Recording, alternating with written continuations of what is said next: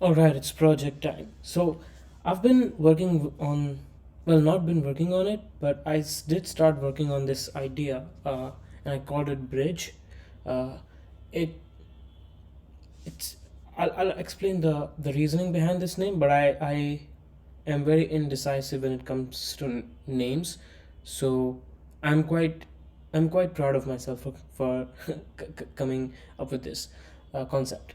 But anyway, I'll just quickly explain what this is, and I plan to sort of start working on this idea a bit more on my as a side project of mine, completely open source. I have not decided licenses yet, but I think it's going to be under MIT license, if not better, or maybe if I think it has a lot of commercial applications, I might change it. I'm not committing to anything, but yeah, essentially, but this will essentially be open source completely.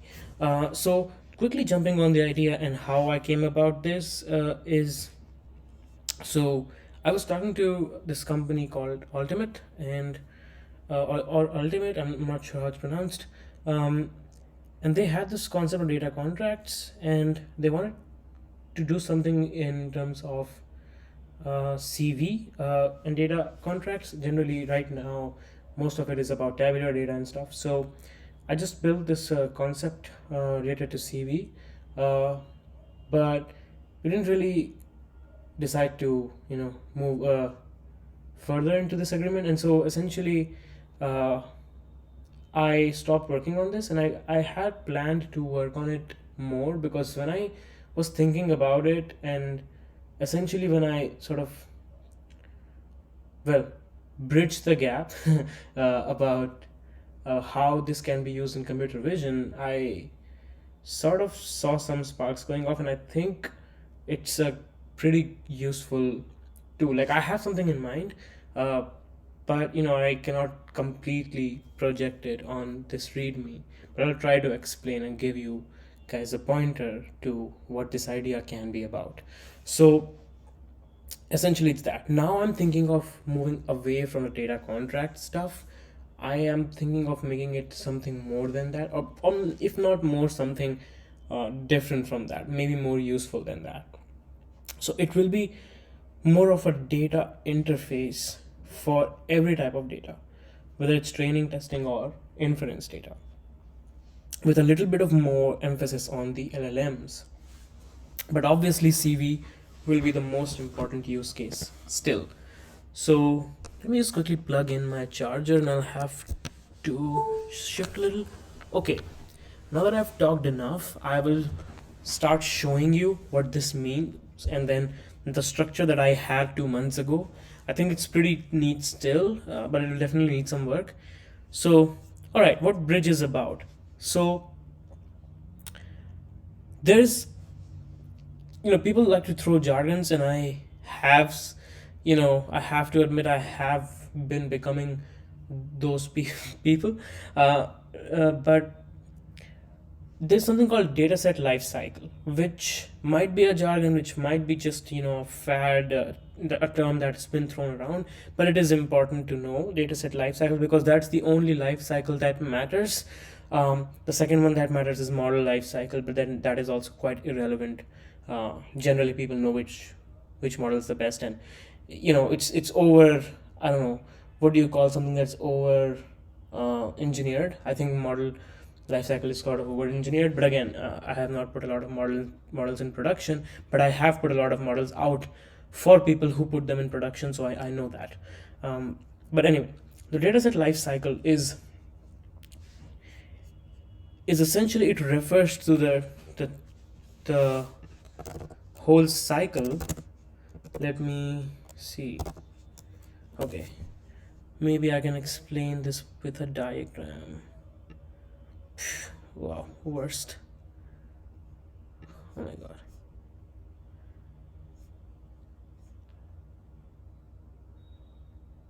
Okay, yeah, this one seems better. Okay, you see, the simpler the better. It's the only correct one here. Uh, right. So what happens is, you generate a schema. Let's just say that schema is a language, or certain properties of the dataset should satisfy. But we don't have this luxury when we are working with unstructured data, that is files, images, text, things like that. So let's just get rid of that part. We cannot assume that, right? And this is where a lot of problem comes in that we're trying to solve. But anyway, you create a data set. Essentially, let us take an example of an object detection data set, right? You have a few images, you scope, you just somehow get the data set, the images, right? And you populate the data set. This means you can think of this as, just think of in terms of labeling it. So you get it labeled and then you validate it. And this can be anything, like you run a custom workflow or whatever, and then you see whether it's good or not. And then you update the data set. And finally, you annihilate the data set. Annihilation is not necessary, right? Unless it's completely, bad.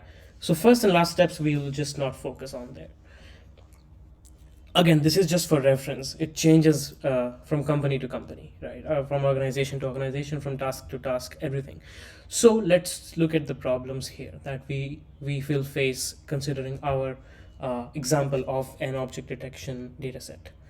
First thing that happens here is you will see there are certain images that you want to label, but you won't do it because there are so many of them. So you send it out to a labeling agency, a third-party labeler who will label it, and they will charge you something and you'll pay them. Okay, all right.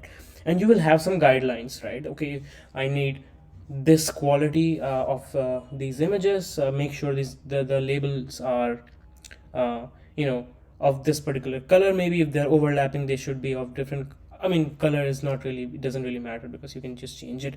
But some properties, like if you are in a medical environment, you might want certain properties like, well, two of these particular microorganisms these cannot overlap. So just eliminate those images, never have those images. There must be at least X amount of distance maintained between those two objects and things like that, right? And you send them out. Okay. You send them out, maybe there are 100,000 images, who knows, different agencies are labeling it for you in parallel. You get back the data set. You look at some of the examples, you see, okay, it seems fine, right? Then you start training it. This is the third step, or in this image, fourth step. But we have eliminated first and last, so this is third step, validation. So you train a model, quickly train a dirty model, like a small model, and see, well, it's not working at all, right? You update the data set. You go back and you see, okay, let's try to train on parts of it. That means updation. Like updation can be anything. You just change the data set split, that's also updation, right? In this context. And then you finally realize, okay, there are some properties that are not followed by the labelers. And then you realize after days of experiments or training such large data sets, many splits, that something was wrong. And this is the entire problem with a lot of different settings. Like I just explained one setting here. There's a lot of other motivations to solve this problem. Now, how do you solve this problem? The first thing that you can do is somehow enforce those requirements programmatically, just like a schema, right? A schema is there in a tabular format. A schema is not present when you're dealing with unstructured data. Like there might be some metadata, there might be some X and Y's, but not a proper schema. And it's also true that you cannot have a proper schema because you never really know. There's not a standardized structure, because we're dealing with files, we are not dealing with columns. So what do we do with this, right?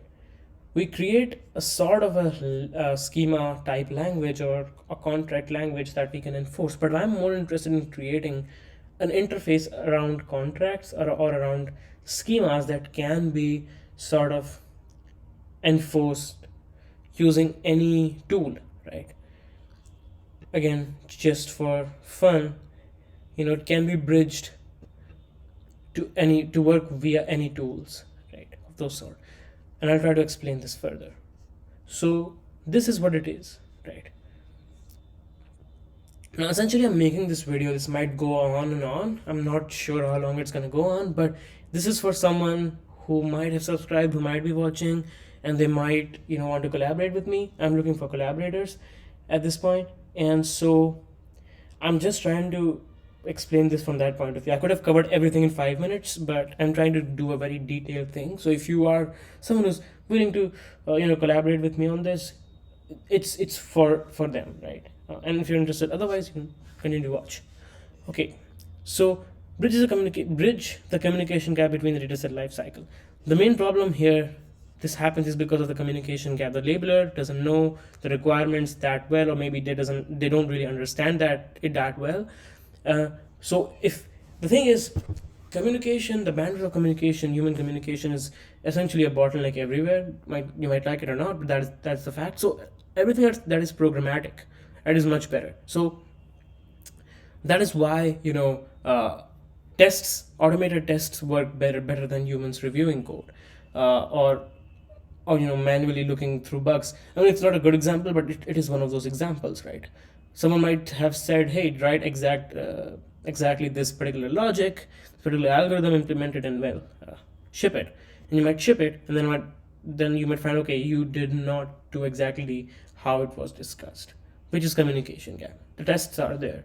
Essentially, we need a standard language that can determine whether the data set that you get is correct or not, and we need to eliminate the human communication and we put it programmatically.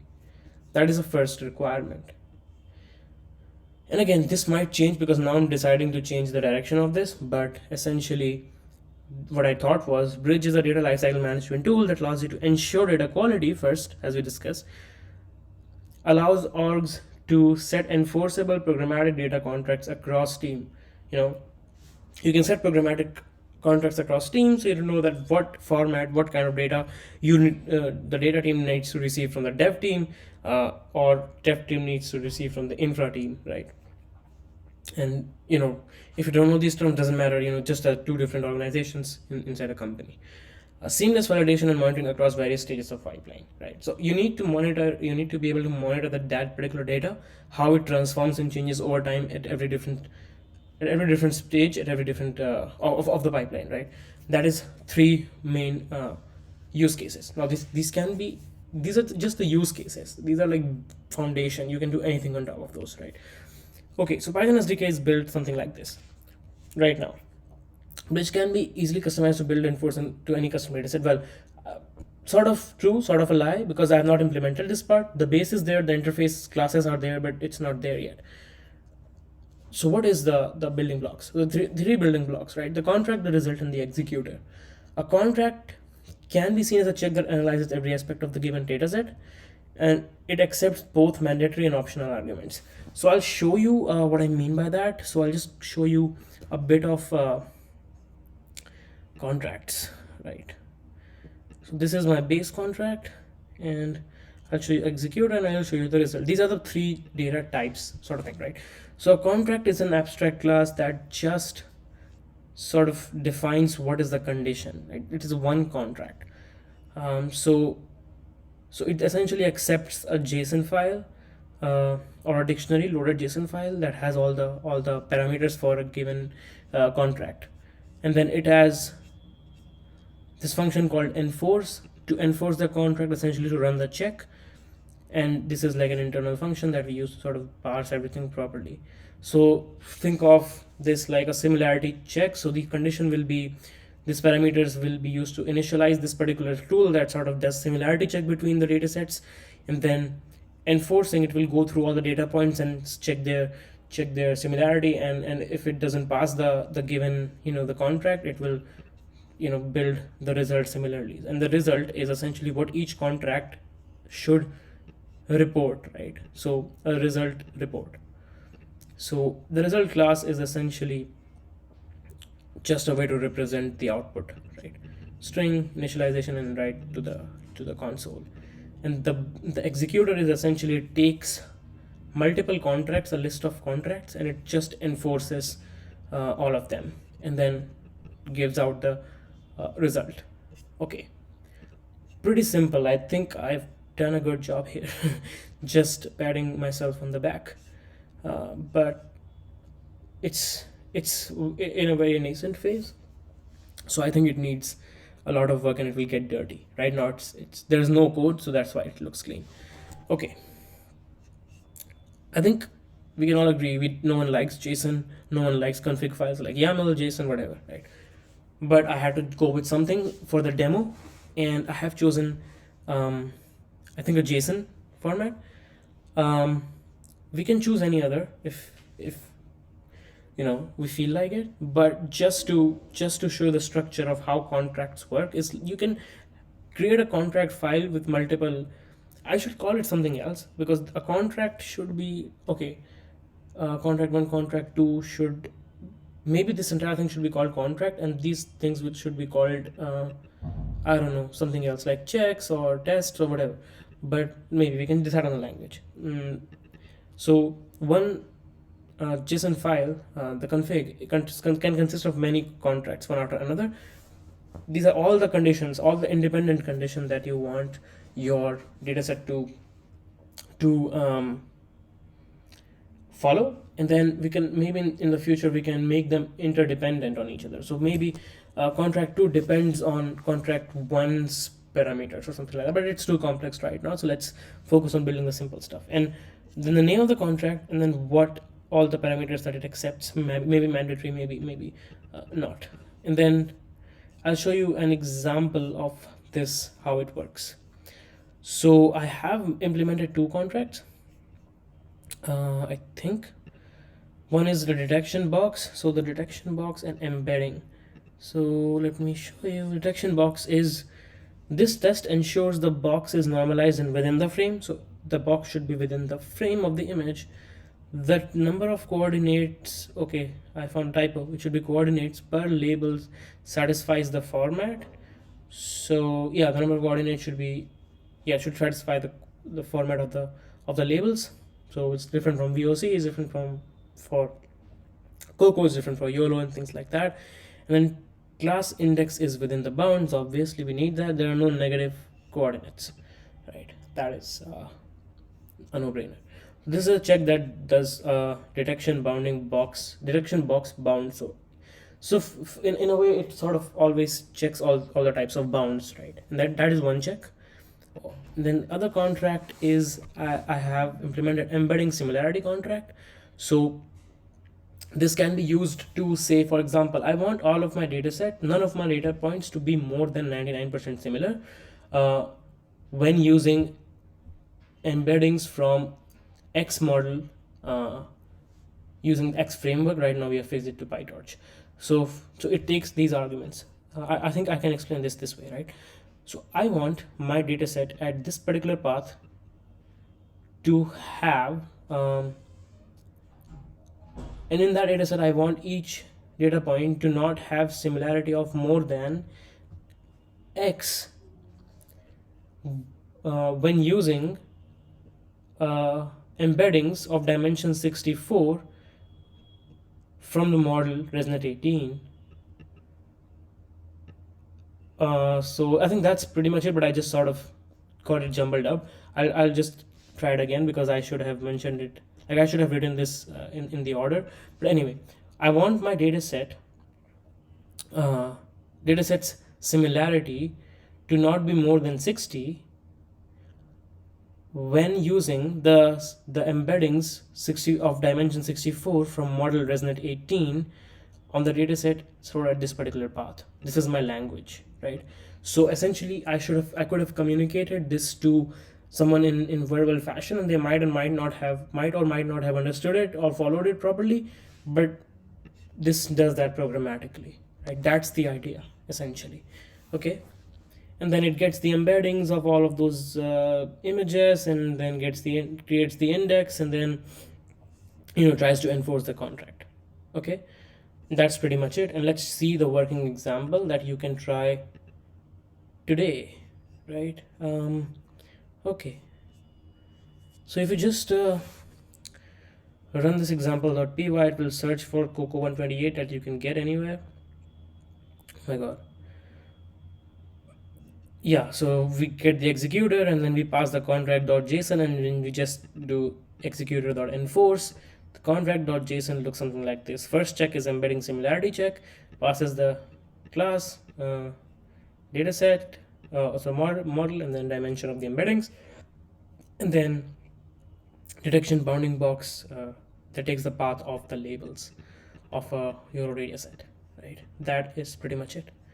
So this is what is bridge at this point. I don't know how much time I'm going to be able to devote, but I think I'm gonna start doing something again. First thing that I'm gonna do is replace the Facebook's Face library with LanceDB, because I think it's much lighter and faster based on the other experiments that I've read. And then there's also another reason why I'm going to use it that I'll disclose after maybe 2 weeks.